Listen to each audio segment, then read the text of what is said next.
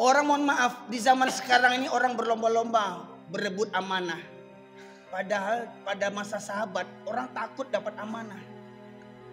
Sekelas Abu Bakar radhiyallahu anhu, teman karibnya Rasulullah di Gua Thur, ya, dikasih amanah untuk sebagai khalifah menggantikan Rasulullah, menangis, menyebut innalillah, musibah, berat tanggung jawabnya. Hari ini orang bangga-bangga, pilih saja jadi gubernur, jadi wali kota, jadi presiden, jadi anggota dewan. Ya Allah ya Rabbi, sampai mau keluar duit beratus-ratus juta, bermiliar-miliar, nggak tele itu namanya tuh. Bayangkan bagaimana mungkin jadi pejabat mau keluar ratusan miliaran duit. Untuk apa miliaran duit itu? Untuk apa? Tuh, Beko kalau menjabat kan bisa dibalik, bisa dikutip balik tuh pitih itu tuh. Barang ndak kasanang orang, mobil dinas gratis, rumah gratis, sombong lu tuh ndak tahu duntuang.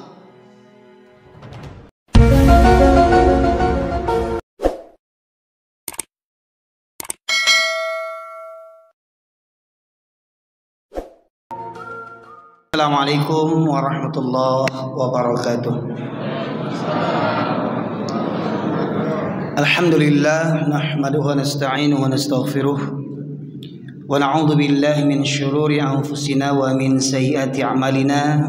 Man yahdihillahu fala mudhillalah wa man yudlilhu fala hadiyalah.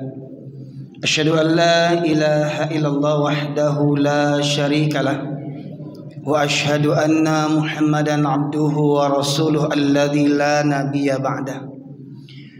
Allahumma salli wa sallim ala nabiyyina Muhammad wa ala alihi wa sahbihi ajma'in. Qala Allah ta'ala fil Qur'anil Karim, a'udzu billahi minasy syaithanir rajim. Ya ayyuhalladzina amanu taqullaha haqqa tuqatih wala tamutunna illa wa antum muslimun.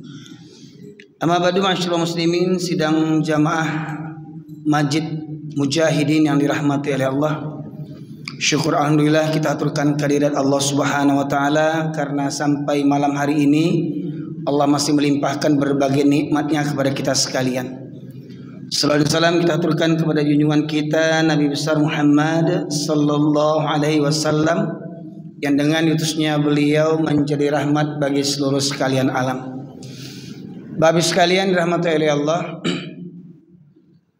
berawal dari khutbah Jumat saya menggantikan seorang khatib yang tidak hadir di Masjid Lima Kaum di Sungai Pua.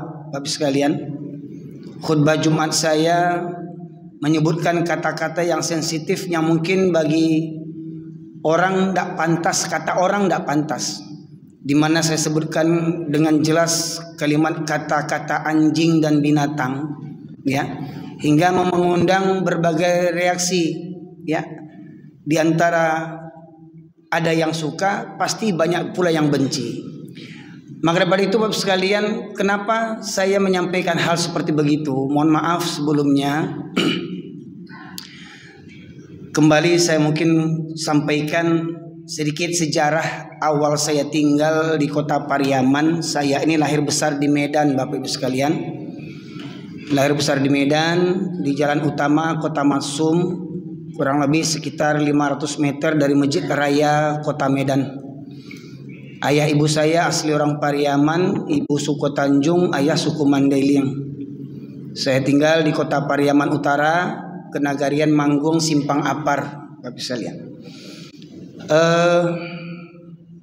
Saya yang lahir besar di Medan berbangga punya orang tua asli Minangkabau, karena kita tahu orang Minangkabau itu punya falsafah yang tidak dimiliki oleh orang lain, bahkan orang Arab sekalipun tidak punya falsafah itu. Hanya orang Minang yang punya. Adat bersendikan syarak, syarak bersendikan kitabullah, syarak mengata, adat memakai. Jadi dari falsafah itu yang membuat saya bangga itu, yang saya fahami dari pemahaman saya, Adat bersendikan syarak maknanya adat Minangkabau itu ditopang oleh syariat Islam. Ya.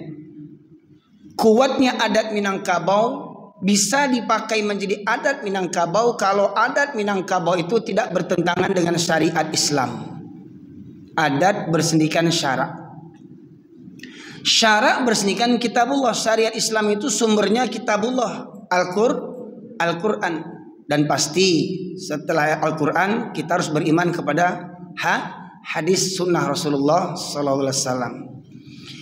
Jadi jangan kita sebutkan syarak hukum Islam menurut perkiraan, menurut hayalan pemangku-pemangku adat.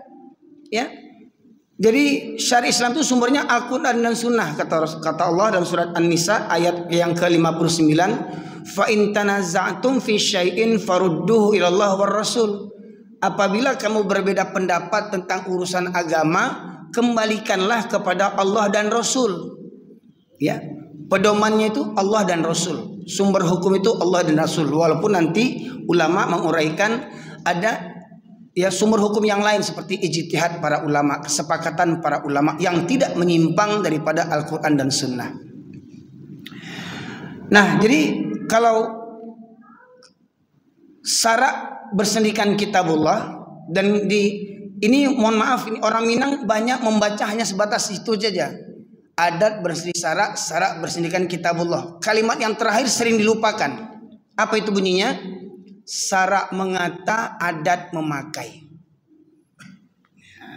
Jadi kupas syarak dulu, kupas hukum Islam dulu, kupas Al-Quran dulu, baru cerita adat. Jadi maknanya jangan sok santiang-santiang cerita adat kalau tidak mengerti jo Al-Quran. Ya. Oh, mau patah petik kupat, mau patah berapapun patahnya, masyaallah muslimin.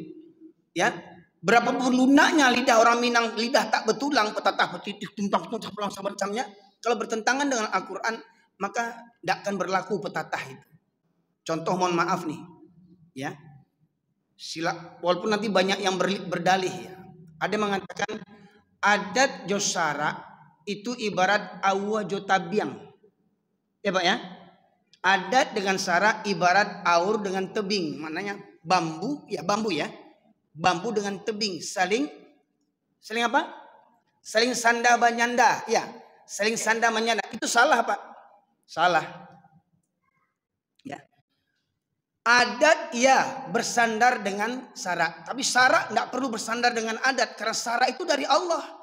Allah tidak butuh adat Minangkabau, tidak butuh adat Jawa, tidak butuh adat Batak. Adat yang harus mengikut Islam, bukan Islam yang ikut adat. Ya, mohon maaf ini, tolong pepangku adat pepatah Minangkabau dikoreksi itu, kalau perlu dibuang falsafah itu, pepatah itu. Ya, syarak jo adat ibarat awo jo tabing saling sanda menyanda. Tidak butuh syariat Islam dengan adat. Ya. Adat yang butuh dengan syariat. Pahami itu. Adat yang butuh dengan syariat.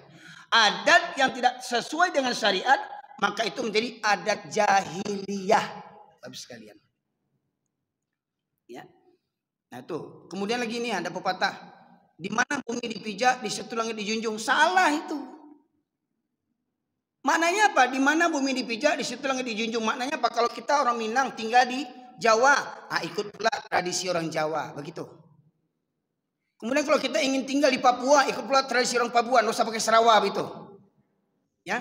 Kalau kita tinggal di Amerika, ada di mana bumi dipijak, di situ langit dijunjung. Terus cara hidup orang Amerika kita ikuti. Orang Amerika laki-laki perempuan biasa cium-ciuman, peluk-pelukan, apa kita begitu? Ya. Di mana bumi dipijak, di situ Al-Quran yang dijunjung. Begitu semestinya. Di mana bumi dipijak, Al-Quran yang dijunjung. Apa mampu kita menjunjung langit tinggi yang bukan main? Al-Quran enggak terjunjung sama kita nih, Bapak Ibu sekalian. Di mana bumi dipijak, di situ Al-Quran yang kita junjung. Ya, Al-Quran yang kita hidupkan. Ya. Nah, ma'asyiral muslimin rahmati Allah. Jadi yang saya pahami, kalaulah orang Minang berpegang teguh kepada falsafah adat dengan sebenar-benarnya, Saya katakan ibu sekalian, tolong renungkan ini, jangan salah paham nanti di pertengahan ceramah saya. Kalaulah orang Minang berpegang teguh dengan falsafah adat tadi dengan sebenar-benarnya, maka niscaya orang Minang lah orang yang paling soleh di muka bumi ini. Orang Minang lah orang yang paling alim di muka bumi ini. Ya. Jadi mohon maaf, ya. Orang Jawa mungkin nomor sekian, mau Pak ya, mungkin dari falsafah ini. Orang Melayu mungkin nomor sekian. Orang Bugis mungkin nomor sekian, tapi yang orang Minang itu yang pertama yang memenuhi surganya Allah Subhanahu wa taala. Itu kalau orang Minang berpegang teguh kepada falsafah yang sebenarnya. Tetapi apabila orang Minang bertolak belakang dengan falsafah itu, orang Minang lah yang layak dikerak-kerak neraka. Gadang otak. Ya. Gadang otak, munafik. Kalau falsafah hendak tangguang-tangguang, sarak mengatu, adaik memakai. Contoh simpelnya saja. Ya, mohon maaf, ada yang bilang, Ustadz jangan sabut-sabut orang Minang saja Ustadz. Orang lain kan ada juga bantu tu. Ndak orang Minang juga bantu tu dah. Ndak orang Minang aja yang tinggal sholat. Orang Jawa ada juga yang tinggal sholat. Orang Melayu ada juga yang tinggal sholat. Betul. Ya. Orang Minang, orang Melayu, orang Jawa, orang Mandailing, orang Bugis. Banyak juga yang tinggal sholat. Banyak juga yang berjudi. Tetapi kan orang lain itu ndak punya falsafah Minangkabau kan. Terus sekalian. Yang punya falsafah itu kan cuma orang Minangkabau kan. Maknanya apa? Orang Minangkabau lah yang dicontoh tauladan. Dan dulu memang orang Minangkabau menjadi contoh tauladan di Indonesia ini. Contoh pendiri negeri Indonesia nih. Yang mengkonsep berdirinya negara Indonesia nih. 10 BPUP PKI ya. Badan Penyelenggara Usaha Persiapan Kemerdekaan Indonesia. 10 orang yang menyiapkannya. 8 diantaranya orang Minangkabau. Jadi mohon maaf, kalau tanpa orang Minangkabau dulu, mungkin belum tentu merdeka orang Indonesia ini. Ya, dari 10 orang yang mengkonsep istilahnya founding fathernya Indonesia ini, 8 diantaranya orang Minangkabau. Ya, satu-satunya imam yang bukan orang Arab di Masjidil Haram, satu-satunya imam yang bukan orang Arab. Itulah orang Minangkabau. Siapa dia? Syekh Khatib Al-Minangkabawi. Syekh Khatib Al-Minangkabawi satu-satunya imam di luar orang Arab yang menjadi imam terutama dari Asia Tenggara. Satu-satunya Syekh Khatib Al-Minangkabawi. Orang Bukit Tinggi. Ya. Kampung ayahnya di Koto Gadang. Ya, dekat Sianok, Bapak sekalian. Ini kemarin keturunannya itu datang ke Indonesia, ke Sumatera Barat. Karena Masjid Raya Sumatera Barat itu ditukar namanya Masjid Raya Syekh Khatib Al-Minangkabawi. Datang anak keturunannya, cucu-cucunya sebanyak 80 orang lebih. Melihat kampung kelahiran orang tua mereka. Ya. Nah juga 2 organisasi besar di Indonesia ini. Ya, Muhammadiyah berdiri tahun 1912 yang didirikan oleh Kiai Haji Ahmad Dahlan. Dan NU sekitar 1920-an didirikan oleh Syekh Hasyim Asy'ari, ya. Itu dua-duanya belajarnya ke Arab kepada siapa? Kepada Syekh Khatib Al-Minangkabawi. Ya. Sama orang Minang belajarnya Pak, orang Jawa itu. Ya. Dulu orang Minang sebagai tempat referensi, saya katakan tapi itu dulu. Dulu. Sekarang Mbak ceritanya apanya? Panjang ibu Contoh Pak Ibu sekalian. Ya, sara mengatu adek memakai. Orang Minang yang beradai takkan pernah tinggal sholat walau nyawa taruhannya. Walau nyawa taruhannya, takkan pernah orang Minang meninggalkan sholat. Ya, orang Minang takkan tergadai akidahnya. Orang Minang takkan terjualkan imannya. Orang Minang dibayar 10 juta pun 50 juta pun untuk meninggalkan sholat. Takkan namuh orang Minang meninggalkan sholat. Tapi itu dulu. Nah, Batu kok kok baitu Ustaz. Kok baitu Ustaz. Kok baitu. Contoh, Bu, Pak, contoh. Ya. Kita sepakat enggak sholat hukumnya wajib? Sepakat enggak kita sholat hukumnya wajib? Sholat 5 waktu sepakat enggak Bapak Ibu sekalian hukumnya wajib? Orang sakit boleh enggak ninggalkan sholat? Dia enggak bisa kena air, gimana mau berwudu? Tayamum. Sudah tayamum mau sholat enggak sanggup dia berdiri, gimana mau sholat? Duduk. Sudah duduk enggak sanggup pula, rasa memual, gimana mau sholat? Jangan tidur, kalau tidur berdengkur itu tidur namanya. Berbaring. Sudah berbaring tak sanggup pula mengangkat tangan, untuk mengangkat tangan takbir saja nggak sanggup, gimana mau sholat? Dengan isyarat mata. Jadi walaupun sakit terbujur di tempat tidur tetap wajib sholat. Yakin? Bapak Ibu mau nggak dibayar 50 juta untuk ninggalin sholat? 50 juta dikasih 50 juta untuk ninggalin sholat, mau ndak? Yakin? Waktu barale Pak. Kok galak? Kok galak Bu? Waktu barale Pak. Jadi anak Daro Jomara Pulai, orang Minangkabau banyak yang sholat ndak atau tidak? Orang Minangkabau banyak sholat atau tidak waktu jadi anak Daro? Banyak yang tak sholat. Gadang otak orang Minang kok. Tuh. Ya. Kece ibu dibayi 50 juta ndak muah tinggal sholat. Iko kalua piti berjuta-juta tinggal sholat. 100 juta lah tuh. Ya. Nah, bayangkan. Kece ibu tadi sakit je wajib sholat. Betul enggak? Anak Daro Jomara Pulai baa ndak sholat? Dek suntiang. Masya Allah. Baa ka sholat gencu ko baa. Make up ko baa. Bulu mato palsu, pakai bulu mato palsu, pangicuah padusi gini ko. Pakai bulu mato palsu. Wanita terlaknat. Ya, ndak mensyukuri nikmat Allah. Lah dia giah alis mato bulu mato bacukur, dicukur. Yang cukur bencong pula tuh. Cukurnya nih. Ya. Dibuat bulu mata yang alis mata yang palsu. Bantu malampir. Ya. Dek barale jadi anak Daro Jomara Pulai berpuluh juta, beratus juta piti habis. Ndak sholat waktu barale narako alik tuh Pak Ibu sekalian.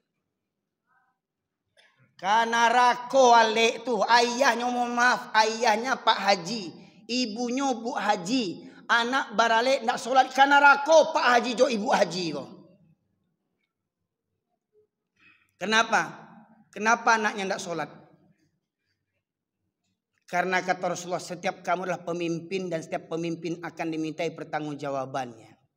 Suami pemimpin bagi istri, orang tua pemimpin bagi anak-anaknya. Kenapa anaknya tidak sholat? Bapak Ibu sekalian. Ya. Nah, yang saya pikirkan bagaimana mungkin ada orang Minang waktu barale, pasti sekian puluh persen lebih banyak orang Minang yang barale tidak sholat waktu barale itu Bapak Ibu sekalian. Lady sabui orang Minang tuh. Apa layak disebut orang Minang pengantin itu? Karena pakaian adat, karena dengan cara-cara adat tinggal sholat. Adat apa itu? Adat jahiliyah. Coba tanya sama ulama Minang yang jujur. Yang sampai kuliah ke Mesir, kuliah ke Madinah. Ya, dapat gelar LC, WC, MC, WC, semacamnya. Ya, tanya. Hukum bergincunya, bercelaknya, bermekapnya perempuan Minangkabau di depan tamu laki-laki yang bukan mahramnya, apa hukumnya? Tanya sama ulama Minangkabau yang jujur, bukan ulama yang gadang sarawa.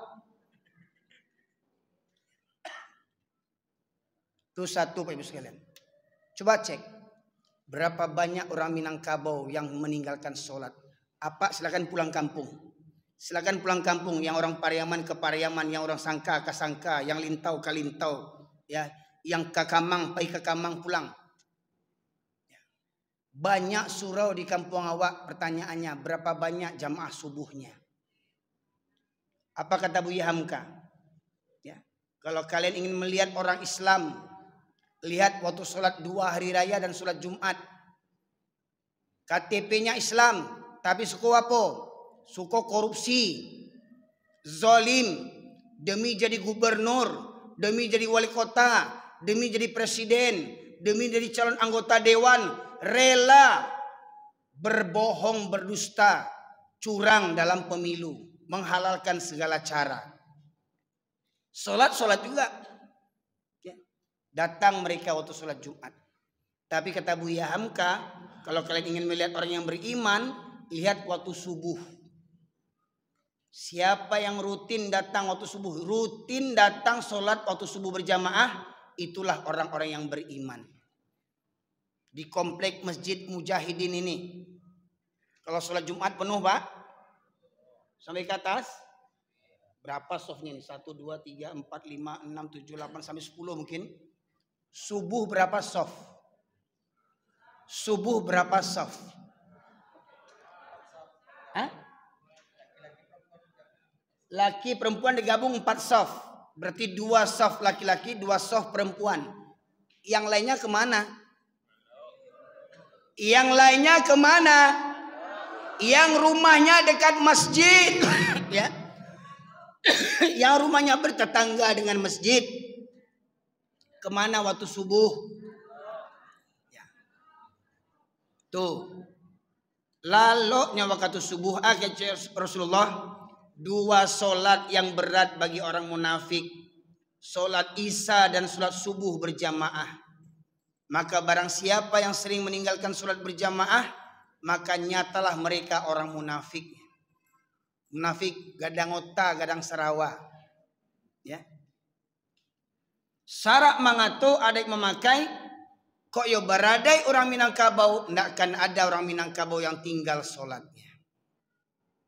Ya, walau sakit sekalipun, itu orang Minangkabau dan sabananya. Ya.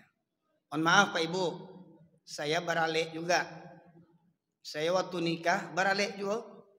Ambo orang Piaman, bini ambo orang Pariaman, walau kami gadang lahir di Medan, ya galambo sidi, alhamdulillah, ambo ndak ada bajapui-japui sebab mau celek indak, butuh indak, lumpuh indak, mangapa japui ambo. Ya. Awak sehat? Sidi, gelar terhormat, ya. Ndak ada mau mencirok pitih mintu ambo doh, ndak ada uang hilang-hilang tuh, ndak ada uang hilang-hilang tuh doh. Karena ambo bukan mental pencilok. Ya. Waktu ambo baralik bini ambo ndak ada bagincu, ndak ada ba make up, ndak ada ba calak, ndak ada ba sunti yang anca aja bagi ambonya. Atau pertanyaannya, Bapak Ibu pengantin bagi jugincu tuh supaya rancak di Matosia. Rancak di Matosia. Di mato laki orang. Kecik tamu laki-laki. Ni rancak nak daroyo. Barana ampe kau dengan kijuo. Matilah. Jandonya pun ditunggu jule. Lah barana ampe ditunggunya jule. Bapak sekalian. Ambo baralik ndak ada ba organ-organ.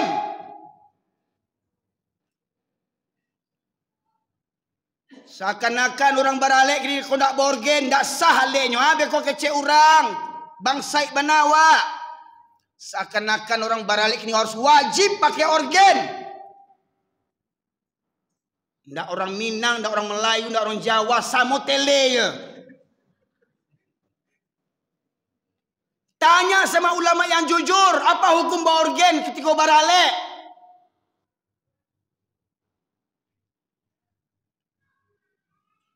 Kalaupun boleh ya. Kalau saya meyakini itu haram hukumnya. Di masa Rasulullah boleh berhibur bernyanyi. Pertama, musiknya cuma rebana.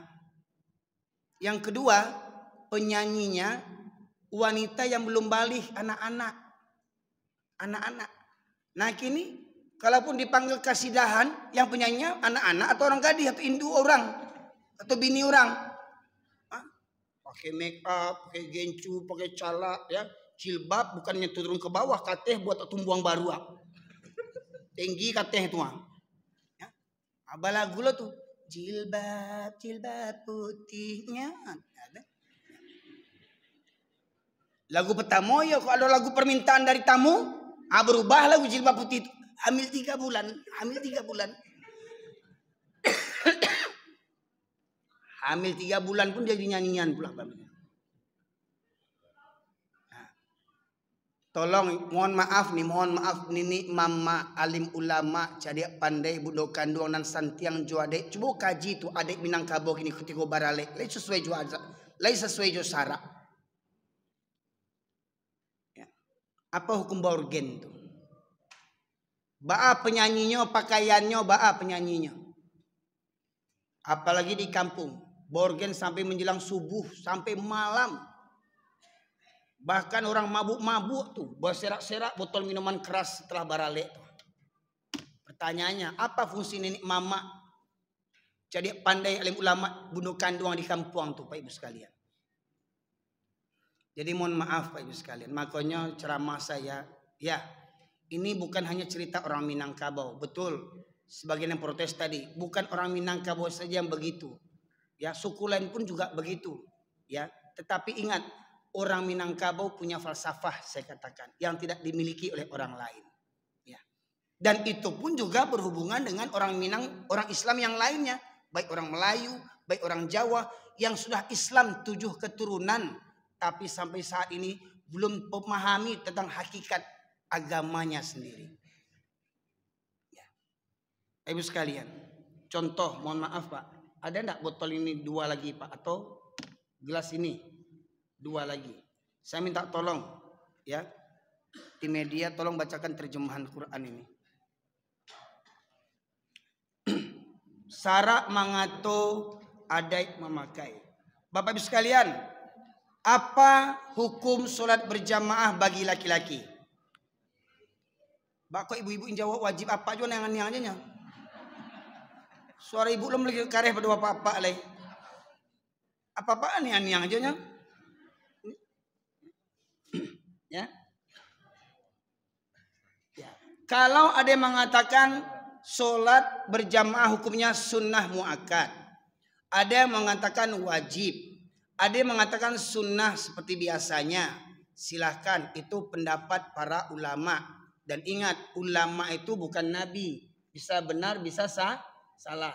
Tapi kita dengarkan apa kata syarak. Syarak bersumber dari Al-Quran. Yang pertama, surat Al-Baqarah ayat 43. Allah berfirman, A'udzubillahi minasyaitonirrajim. Bismillahirrahmanirrahim. Wa aqimus salata wa atuz zakata warka'u ma'ar raki'in.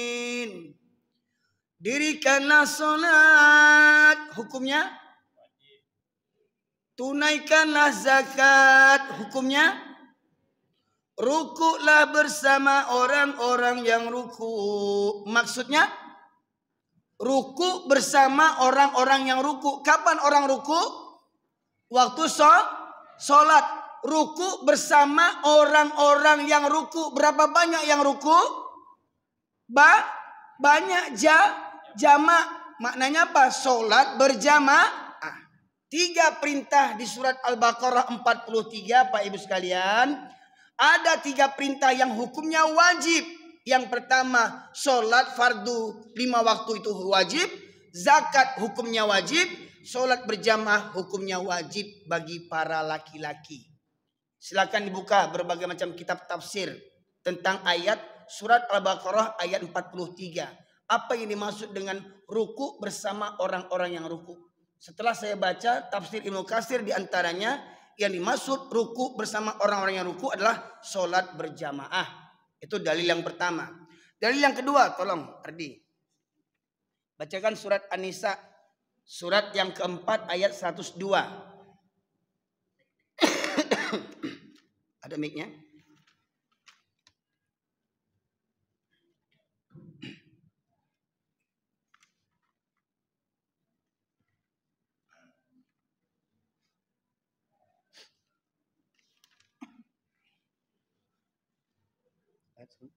Surat ini.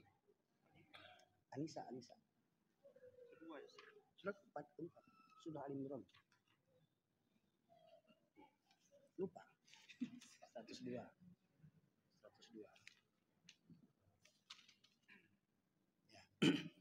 Mohon maaf Ibu sekalian, karena waktu yang singkat, kita minta hanya terjemahnya dibaca karena selama ini Al-Quran Allah turunkan untuk pedoman. Nah, kita sering baca Al-Quran tapi kita nggak tahu artinya. Ya, nah, bagaimana Al-Quran akan jadi pedoman kalau kita sering baca Al-Quran? Memang membaca Al-Quran dapat pahala, tetapi yang paling utama Quran itu jadi pedoman. Nah, kalau kita nggak tahu artinya, gimana Al-Quran jadi pedoman? Gimana Al-Quran jadi petunjuk? Maka pada malam hari ini kita fokuskan mendengarkan terjemahannya. Ya, surat An-Nisa ayat 102. Ketemu? Ya. Bismillahirrahmanirrahim. Belum salat 102. Dan apabila engkau Muhammad berada di tengah-tengah mereka sahabatmu. Ya.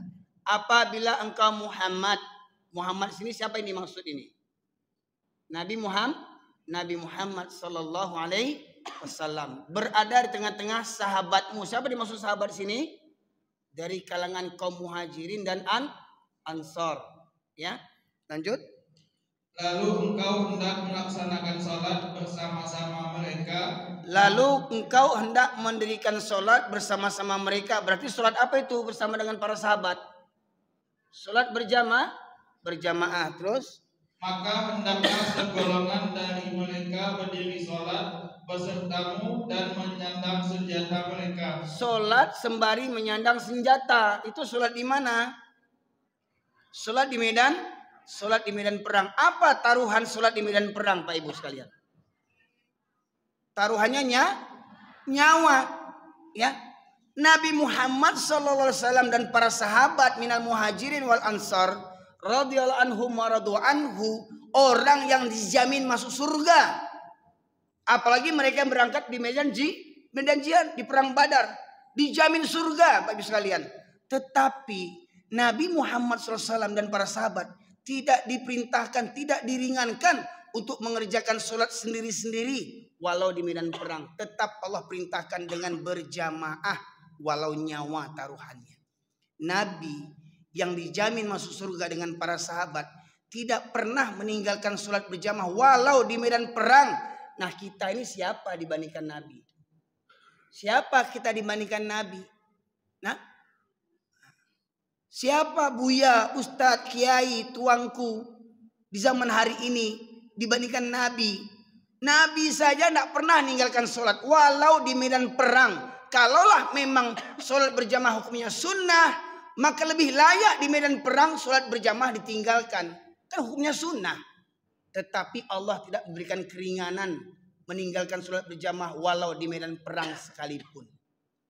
Ini pendapat para ulama yang menyebutkan di antara dalil wajibnya sholat berjamaah, ternyata di medan perang Allah tidak memberikan keringanan untuk meninggalkan sholat berjamaah. Lanjut. Kemudian apabila mereka yang salat bersamamu sujud telah menyempurnakan satu rakaat, maka hendaklah mereka pindah dari belakangmu. Orang yang sholat bersertamu sujud telah menyempurnakan satu rakaat, baru satu rakaat, hendaklah mereka pindah di belakangmu untuk menghadapi musuh, dan hendaklah datang segolongan yang lain yang belum salat, lalu mereka salat denganmu, dan hendaklah mereka bersiap siaga dan menyandang senjata mereka. Ya, ini contohnya Bapak Ibu sekalian. Contoh imam makmum shaf yang kedua, yang pertama makmum shaf yang kedua, sholat di medan perang sembari menyandang senjata, apapunlah jenis senjatanya, mereka harus siap, senjata dekat menempel dengan mereka. Apabila imam ruku, Allahu Akbar, maka makmum yang shaf pertama ikut ruku, Allahu Akbar. Makmum shaf yang kedua tetap berdiri siap siaga sembari menyandang senjata. Ini karena kondisi sholat di medan perang. Sama seperti ketika kita sakit atau dalam kendaraan, kita sholat boleh duduk, boleh tidak menghadap kiblat. Ya, ketika kita sholat di kendaraan, sholat di pesawat, sholat di bis atau di mobil atau di kapal, kita boleh duduk karena apa? Kondisi di kendaraan, ya. Kemudian imam bangkit, sami Allah liman hamidah, Rabbana lakal hamd. Ini tetap berdiri siap siaga sembari menyandang senjata. Sambil waspada misalnya sholatnya, sambil berwaspada siap siaga ini, ya. Kemudian imam ruku, sujud, Allahu Akbar, Allahu Akbar. Sempurna satu rakaat, bangkit ke rakaat yang kedua, Allahu Akbar, Allahu Akbar. Maka orang yang sholat besertamu sujud setelah menyempurnakan satu rakaat ini tadi, mereka mundur pindah ke belakang. Yang di belakang tadi, yang belum ikut sholat satu rakaat, maju ke depan, bergantian, ya. Yang mundur ke belakang siap siaga, yang maju ke depan menyempurnakan satu rakaat, Allahu Akbar. Imam berdiri menunggu sembari siap siaga di medan perang. Ini pindah ke belakang. Di medan perang, Nabi dan para sahabat tetap mengerjakan sholat berjamaah.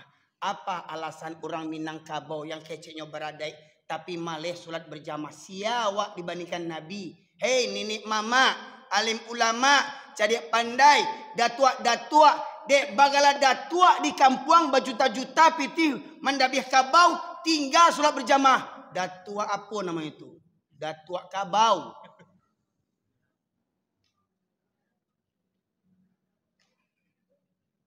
Hebat loh datuk daripada Nabi itu. Nabi di medan perang tetap mengerjakan sholat berjamaah. Kau dek bagala datuk dek barale tinggal sholat berjamaah orang Minangkabau. Coba. Dima orang Minang barale ketika azan berkumandang, Allahu Akbar, Allahu Akbar, azan zuhur. Pengantin laki-laki, orang tua nak daro yang laki-laki, tamu laki-laki, siapa yang berangkat ke masjid berjamaah? Masih ada nak yang duduk situ makan-makan? Masih ada yang duduk situ yang mau tahu tak? Azan berkumandang, orang Minang dak baradai.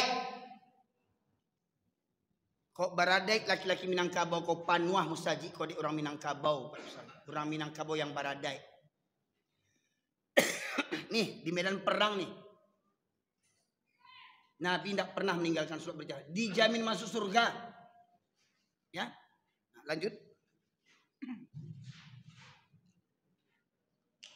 Orang-orang kafir ingin agar kamu lengah terhadap senjatamu dan harta bendamu, lalu mereka menyerbu kamu sekaligus, dan tidak mengapa kamu meletakkan senjata-senjatamu jika kamu mendapatkan suatu kesusahan karena hujan atau karena kamu sakit, dan bersiap-siagalah. Nah, ternyata ada juga rukhsahnya bagi laki-laki untuk tidak menghadiri sholat berjamaah dalam ayat ini ya, dalam ayat ini. Walaupun nanti dalam kondisi yang lain ada rukhsahnya. Dalam ayat ini boleh seseorang laki-laki tidak mengerjakan sholat berjamaah apabila dua kondisinya. Pertama karena sakit atau karena hujan, ya. Nah, jadi kalau ada apa-apa yang datang ke masjid, ditanya, kenapa nak ke masjid Pak? Sakit. Sakit apa Pak? Sakit panau. Sakit panau itu nak masuk hitungan. Sakit panau nak ke masjid. Ya. Ada pula yang tanya lagi, kenapa nak ke masjid Pak? Sakit. Lain Pak jawab. Sakit. Kok sakit apa? Sakit hati saya sama pengurus yang baru. Rupanya bapak ini pengurus lama. Banyak pengurus lama tuh kalau digantikan sakit hati itu, nah, tuh pengurus tuh sakit utak sebenarnya itu. Ya. Orang mohon maaf di zaman sekarang ini orang berlomba-lomba berebut amanah. Padahal pada masa sahabat orang takut dapat amanah. Sekelas Abu Bakar radhiyallahu anhu, teman karibnya Rasulullah di Gua Thur, ya. Dikasih amanah untuk sebagai khalifah menggantikan Rasulullah, menangis, menyebut innalillah, musibah berat tanggung jawabnya. Hari ini orang bangga-bangga, pilih saja jadi gubernur, jadi wali kota, jadi presiden, jadi anggota dewan. Ya Allah ya Rabbi, Sampai mau keluar duit beratus-ratus juta, bermiliar-miliar. Nggak tele itu namanya tuh. Bayangkan bagaimana mungkin jadi pejabat mau keluar ratusan miliaran duit. Untuk apa miliaran duit itu? Untuk apa? Tuh. Beko kalau menjabat kan bisa dibalik, bisa dikutip balik tuh pitih itu tuh. Barang ndak kasanang orang, mobil dinas gratis, rumah gratis, sombong lu tuh ndak tahu duntuang. Pajak awak yang dipakainya ndak tahu tuh sombong itu. Wow. Jalan batu anduangnya punya jalan. Awak suruh ke tapi. Lampu merah awak suruh berhenti, ini terobosnya lampu merah, pejabat cilako. Padahal piti-piti awak tuh. Nggak tahu sombong itu pakai motor dinas itu. Waktu menjelang mencalon nggak tangguang mengemis kemana-mana masjid. Tolong pilih saya nomor sekian. Lah tapi pilih mencari awak pun ndaknya. Awak dipijak-pijaknya. Ya, cuman di awak ele, namuah dikicau berkali-kali. Itu kadang kepala orang tuh. Sekalian. Jadi kalau ingin cari pemimpin, cari yang selalu ke masjid. Ya. Cari yang sering ke masjid. Nah, cuman masalahnya yang sering ke masjid ini banyak orang bangsai banyaknya. Nah, sari-sari orang kaya itu tidak siko sholatnya harus dikawal. Harus dikawal sholatnya Bapak Ibu sekalian. Ya. Ini. Ya. Jadi Rasulullah saja tidak pernah tinggal sholat berjamaah. Makanya saya katakan, kalau ada yang mengatakan sholat berjamaah itu hukumnya sunnah, lantas kenapa Rasulullah masih diwajibkan sholat berjamaah walau di medan perang? Yang pertama sekalian. Ya. Yang kedua, setelah saya tinggal di Minangkabau di Pariaman, saya mengisi pengajian bahkan sampai ke Padang Sidempuan Bapak Ibu sekalian. Ya. Padang Sidempuan itu kan Tapanuli Selatan dah masuk Sumatera Utara. Saya masih dari Pariaman mengisi pengajian ke Padang Sidempuan naik sepeda motor 9 sampai 10 jam sendiri saya naik sepeda motor itu. Ya. Dari Pariaman jam 6 pagi saya keluar dah ketemu geng-geng Porbi itu. Atau geng Porbi Pak. Orang yang berubah babi Juanjiang. Nah, Sauto Juanjiang, Bapak Paluak Juanjiang sampai nak tahu mana orang mana Nanjiang sama juga bantuan nampaknya. Dari Pariaman sampai Raupanti besobok geng-geng Porbi itu. Yang arah ke sana lah, yang arah ke situ lah, besobok. Masuk perbatasan Sumatera Utara, Kota Nopan tidak besobok tuh. Jadi seakan-akan kalau kita ingin menandai kampung kita, kalau cerita orang Padang misalkan mau ke Medan naik bis ALS di tengah jalan ketiduran, ya sedang tidur tuh mobil teroyak-oyak, bangun-bangun, oh udah sampai kita di Medan ini rupanya. Nah, di Medan tuh tandanya apa jalan banyak berlobang. Ya. Kalau dari dari Medan balik ke Padang di tengah jalan ketiduran, sedang tidur itu ya asasi tidur mata sentak, nampak orang bogonceng Juanjiang, oh lah tiba di kampung mah.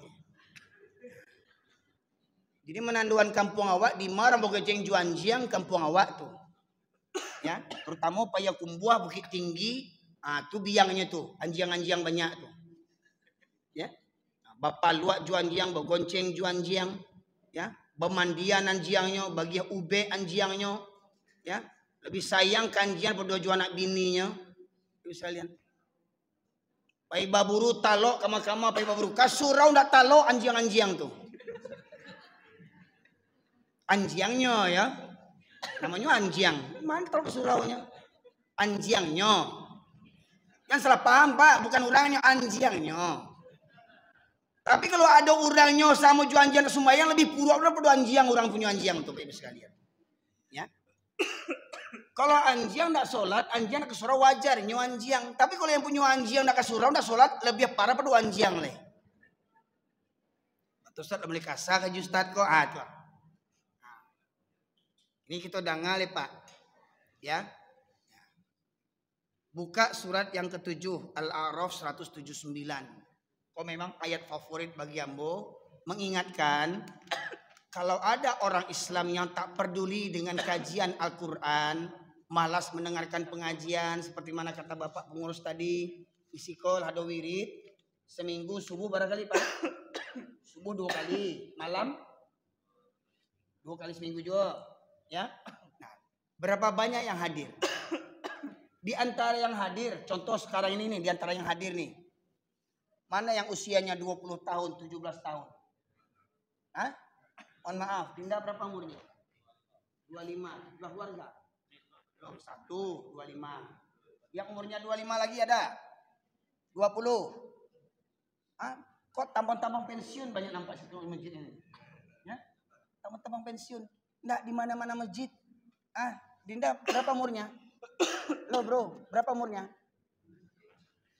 25. Oh 2, ketemu 2. Ini yang bawa roti ini berapa umurnya ini? Ya. Nah, dari sekian banyak warga di sekitar sini, nggak sampai 5 orang pemuda yang datang. Cuma 5 orang ini pemuda di kampung. Apa? Cuma 5 orang ini. Ya. Makanya kata Bu Yamka, kalau ingin cari menantu, jangan cari di Bank BRI, jangan cari di SKA. Ya, cari di masjid waktu subuh. Siapa yang rajin ke masjid waktu subuh, rutin ke masjid waktu subuh, ambil jadi menantu. Walau umurnya 65, 70. Loh kok ketawa Pak? Saya serius nih Pak. Kok ketawa bentuk cemeeh nampaknya kan? Loh, itu ciri-ciri orang beriman. Ya, apa guna wajah tampan usia muda tak beriman? Lebih baik yang tua kan, pengalaman sudah. Berapa anaknya, berapa cucunya. Ya, ambo yakin menantu ibu yang umurnya 65, 70 kok akan selingkuh. Coba lah tidak percaya. Loh, ambo serius kok Bu. Ya. Betapa banyak yang muda tapi malas ke masjid. Ya. Jadi makanya apa-apa yang umurnya 70 jangan patah semangat Pak, masih ada harapan lagi. Ya. Tahu sudah kaji kok temakan di ibu itu kaji kok hari Pinang Pak sudah goleh. Dijapui 2 bulan. Ya. Nih, kita dengarkan surat Al-A'raf ayat 179. Dan sungguh akan kami isi neraka jahanam banyak dari kalangan jin dan manusia. Mereka memiliki hati tetapi tidak dipergunakannya untuk memahami ayat-ayat Allah. Dan mereka memiliki mata tetapi tidak dipergunakan untuk melihat tanda-tanda kekuasaan Allah.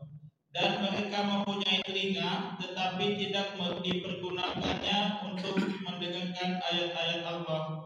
Mereka seperti hewan ternak, bahkan lebih sesat lagi. Mereka itulah orang-orang yang lengah. Sungguh akan kami penuhkan neraka jahanam, kata Allah, banyak dari kalangan jin dan manusia. Siapa jin dan manusia yang memenuhi neraka jahanam? Lahum qulubun la yafqahuna biha. Mereka yang punya hati tetapi hatinya tidak digunakan untuk merenungkan ayat-ayat Allah. Al-Quran ayat Allah. Alam takambang jadi guru juga merupakan ayat Allah.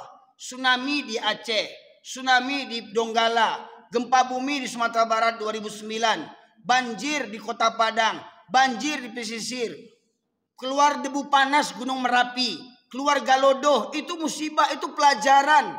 Tidakkah kita mengambil pelajaran? Hancur negeri-negeri di Aceh, masjid berdiri kokoh. Hancur rumah di Bukit Batabuah, Agam, Bukit Tinggi, surau bertagak kokoh. Itu pelajaran bagi kita. Adakah kita mengambil pelajaran? Musajilah tanpa yang aman, sagagah-gagah rumah awak, sarancak-rancak rumah awak, semahal-mahal rumah awak bantu istana, tidak ada jaminan. Hanya rumah Allah lah yang dijaga oleh Allah Subhanahu Wa Taala. Berapa banyak orang Minang mengambil pelajaran? Tapi saya lihat di kampung awak, surau langang. Bahkan di kampung awak di Minangkabau ada yang surau masjid buka seminggu sekali. Cuman untuk sholat Jumat saja. Masjid kalah pula gereja. Bayangkan. Bayangkan. Sekali buka pakai bahasa Arab pula tuh khutbahnya bantu nama mengertinya bahasa Arab bentuknya. Disuruh kan buku khutbah Jumat bahasa Arab tuh enggak jadi khutbahnya tuh.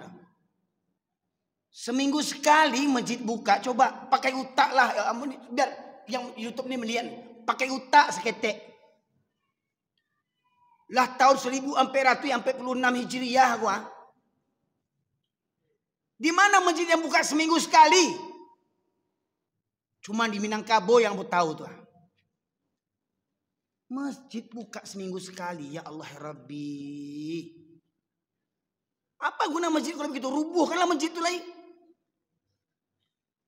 Ya. Sampai hari ini masih ada tuh masjid yang buka seminggu sekali tuh.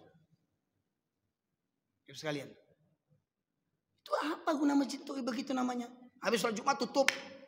Ditutup masjid sampai minggu depan baru buka. Astagfirullahaladzim. Ya. Bayangkan tuh. Punya hati. Tidak ada takut meninggalkan sholat. Punya hati orang Minang katanya barade. Tidak takut meninggalkan sholat waktu barale. Santai-santai aja nya. Tidak ada rasa badoso. Tidak ada rasa jijik. Bapaluk-paluk juan jiang. Sauto juan jiang. Bogonceng juan jiang. Manyuakan muncuangan jiang. Ubek segala macamnya. Memandian anjiang masuk ke tabek. Juan jiang mandi sekali. Jo bininya taloknya mandi jo anaknya. Jo anjiang taloknya. Banyak jo anjiang tuh kawinnya.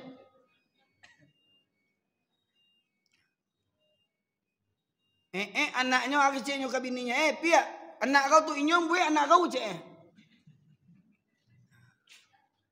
Inyom buat anak kau cek. Lupanya anaknya.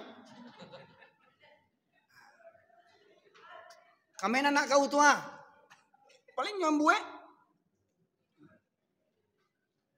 Anjiang di kamihannya, anaknya di padiannya. Coba bayangkan. Kok dapet ancaknya mengandung, bininya anjiang lain ndaknya tuh. Sayang itu anjiang. Ya. Baitu bana kanjiang. Ambo lahir kedang di Medan, Pak Ibu sekalian. Dari Ambo ketek sambil bejangguik, kau ndak pernah mencari orang Batak Kristen tuh bagonceng-gonceng juanjiang, sauto juanjiang, memandian anjiang, pernah mencari orang Batak Kristen tuh. Di Minangkabau. Hah? Ini mohon maaf, orang Minangkabau jangan berang kambo. Utak tuh gunungan. Maka kambo berang. Koreksi diri, tanyo diri. Apa hukum lidah anjing tuh? Air liur anjing tuh. Dijilek jo aja.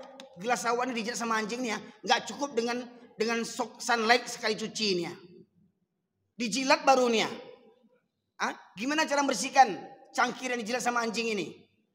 Bisa lihat, disama dengan tanah atau lumpur 7 kali, betul nak? Nggak cukup dengan salek langsung dah.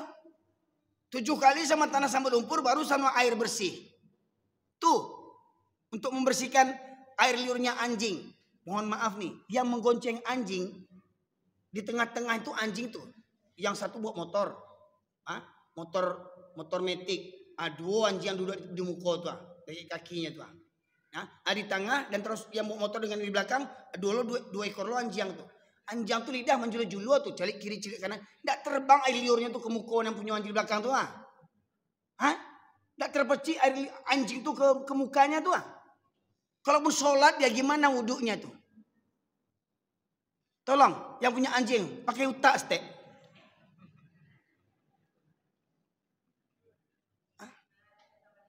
Lah orang Islam beradai nak. Kalah orang Batak Kristen, coba bayangkan. Jangan berang kambo. Jangan berang kambo mengaji makanya jangan juan pai ke surau mengaji. Mohon maaf sanak ambo. Ya. Itulah ya, oke orang ustad itu di Pekanbaru ada orang pai juan jiangnya. Pasti rata-rata orang Minang yang punya anjing. Enggak bisa tanyalah, survei lah. Di Jambi ada juga ustaz orang jual anjingnya. Coba survei, pasti orang Minang. Di Bengkulu ada jualnya, pasti survei orang Minang tuh. Apa itu adik orang Minang tuh? Tolong alim ulama Minangkabau, basuh telinga yang punya anjing tuh, basuh. Ulama Minangkabau, basuh. Bako bantu orang Minangkabau gini. Punya hati tidak ada takwi kepada Allah. Mereka punya mata tidak melihat pelajaran. Mereka punya telinga tak namuh mendengarkan. Coba cari lihat di kampung-kampung awak ada wirid baranan tibo. Ya. Contoh Nusa jauh-jauh di Musaji awak ko ada wirid bara banyak yang muda-muda tibo.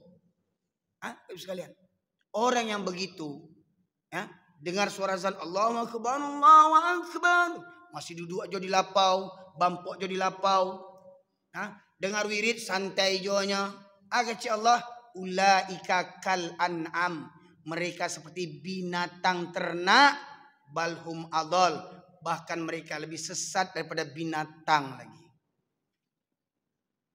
Jadi kalau ada orang Minang, orang Islam 7 keturunan, mau orang Minang, orang Jawa, orang Melayu, sudah Islam 7 keturunan, sholat sering tinggal, binatang.